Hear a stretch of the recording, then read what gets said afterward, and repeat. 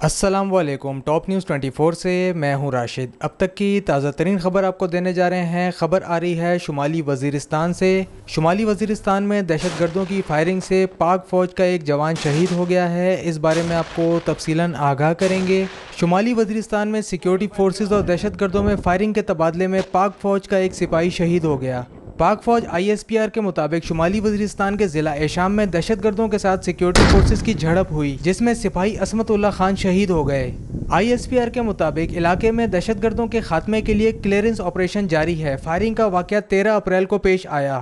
دوسری جانب وزیر اعظم شہباز شریف نے شمالی وزیرستان کے ضلع ایشام میں فورسز پر دہشت گردوں کے حملے کی شدید مذمت کرتے ہوئے میاں والی سے تعلق رکھنے والے 28 سالہ سپاہی عصمت اللہ خان شہید کو عظیم قربانی پر خراج عقیدت پیش کیا۔ انہوں نے کہا کہ شہداء کا لہو قوم پر قرض ہے، ہم اس کی بوند بوند کا حساب لیں گے۔ پوری قوم مادر وطن کے تحفظ اور سلامتی کا فرض ادا کرنے والے بیٹوں کو سلام پیش کرتی ہے۔ ٹاپ نیوز 24 سے فی الوقت اتنا ہی۔ راشد خان کو اجازت دیجیے، پھر ملیں گے نیکسٹ بریکنگ نیوز کے ساتھ۔ اللہ حافظ۔